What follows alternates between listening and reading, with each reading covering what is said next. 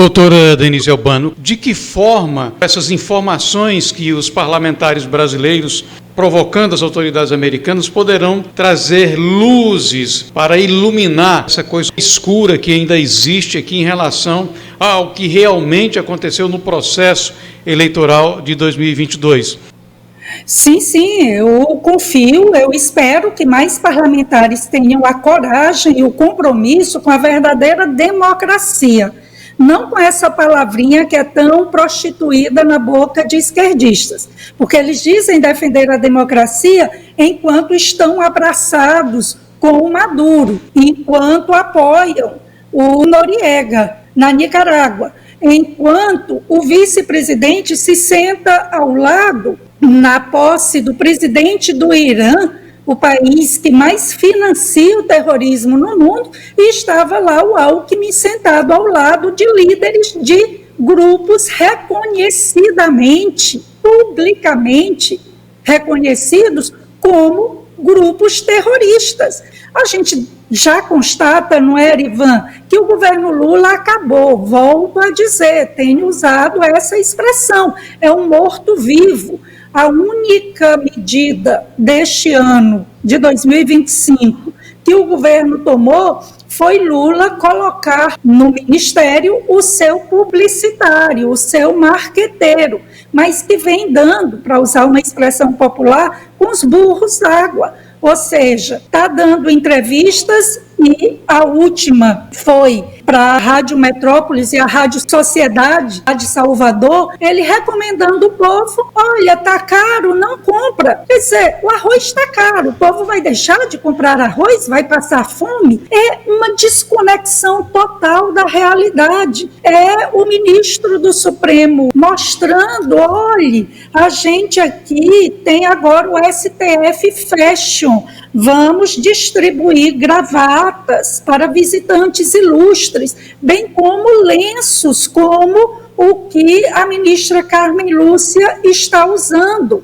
E o presidente, o Barroso, também um deslumbrado, num país que enfrenta toda essa situação, inflação alta, o povo sofrendo, falta insulina nos hospitais, gastando por cada gravatinha dessas do Supremo, com o selo Supremo, que eles vão distribuir com o nosso dinheiro, no valor cada de quase R$400. Então é um povo que está de costas para a realidade, dia sim, dia outro também, dando verdadeiro assim, tapa na cara do trabalhador, da trabalhadora, que vê seu dinheiro suado, minguando no caixa do supermercado, na hora de pagar sua conta de água, sua conta de luz, e essas autoridades ilustres, aqui bem com um tom de ironia, promovendo esses discursos e essas ações. Então é um governo que acabou, é um governo que, de fato, está desesperado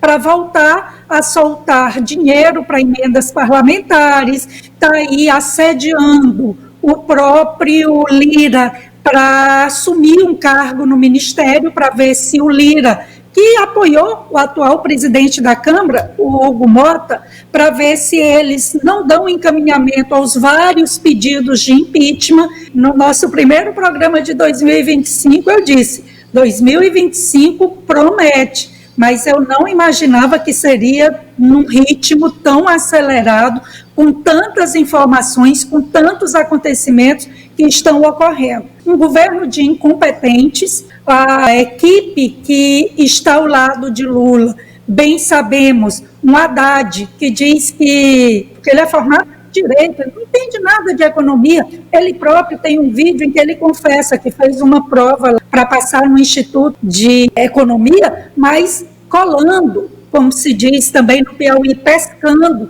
de outros grandes economistas. Temos o Rui Costa, que disse a frase lá, olha, se a laranja está cara, não deixe de comprar laranja, substitua a fruta. É um governo de incompetentes, Anísia Trindade, no Ministério da Saúde, onde milhões de remédios são destruídos, de vacinas, porque o mínimo que se pode fazer, que é distribuir esses insumos, esses materiais para aos hospitais, que deixa faltar insulina no mercado nacional. A ministra dos Direitos Humanos querendo pegar carona nessa história lá dos expatriados. Os americanos mandaram de volta para o país, quando faz vistas grossas para os presos do 8 de janeiro que estão sendo ali torturados, que faz vistas grossas para policiais que são mortos, que são assassinados, cumprindo sua missão em operações, arriscando sua vida.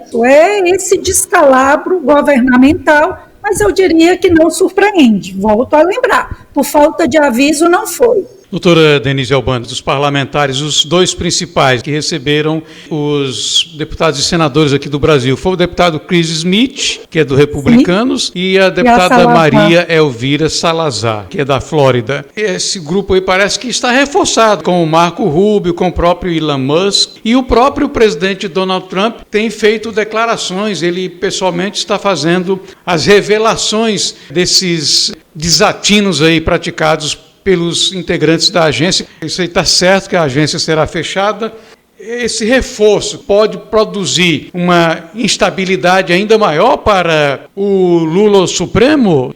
Eu acredito que sim, viu, Arivan? Eu acredito que a situação de Lula, se mais informações vierem à tona, se a gente tiver acesso num trabalho sério, bem conduzido, corajoso, de lançar luz sobre o que ocorreu no país nos últimos anos, eu creio que esse consórcio será trincado, será abalado. Veja, Arivan, que os próprios veículos de comunicação, que de certa maneira deram suporte a esse retorno de Lula à cena do crime, eles já começam a dar sinais de abandono do barco. Frequentemente, o jornal O Estado de São Paulo, um dos maiores, mais tradicionais veículos de comunicação, vem como que atacando os excessos do Supremo Tribunal Federal. A gastança desenfreada, a intromissão em matérias que não é da competência do Supremo Tribunal Federal. Recentemente, essa discussão, o ministro Fachin, desde a pandemia, deu ordem praticamente, eu sou especialista nessa área, modéstia à parte, mas praticamente inviabilizou operações policiais em comunidades tomadas, em áreas tomadas por organizações criminosas, facções criminosas no Rio de Janeiro.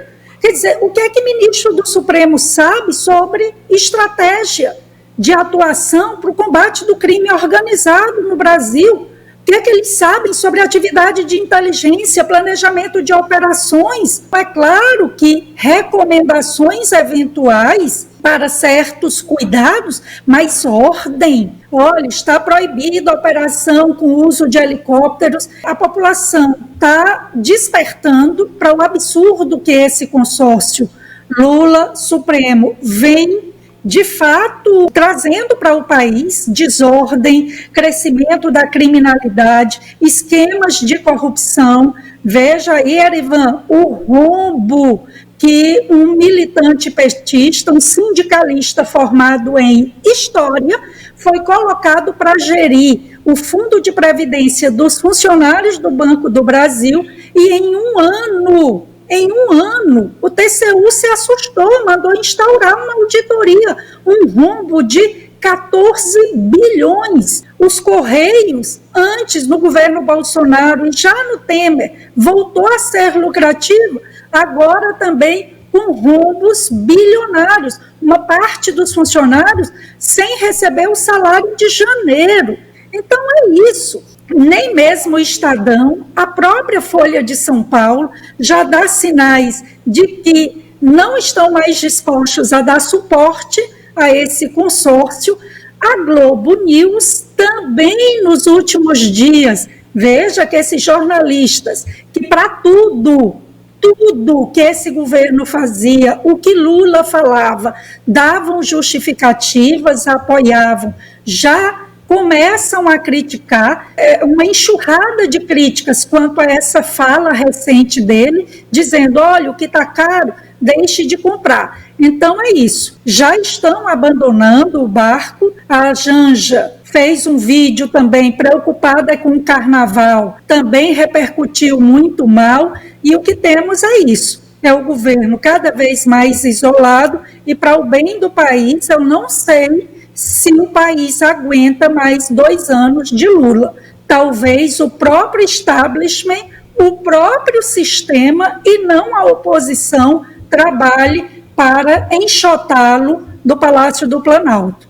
Já exatamente sem suportar, sem aguentar o que esse desgoverno vem promovendo no país. Então, eu acredito que nem mesmo é a oposição que vai trabalhar pelo impeachment, ou impõe, pressiona o Lula a renunciar, alegando algum problema de saúde, para o Alckmin assumir, que é ligado, tem o apoio do sistema, e aí pode vir uma pressão muito pesada para que o Lula, alegando motivos de saúde, saia, ou a humilhação, que eu creio que entre impeachment e uma renúncia, talvez ele opte pela renúncia, ou a humilhação de ser enxovalhado da vida pública do país pelo impeachment, expulso literalmente e indo para o lixo da história, que, volto a dizer, é o lugar que Lula, que o lulismo, lulopetismo merece.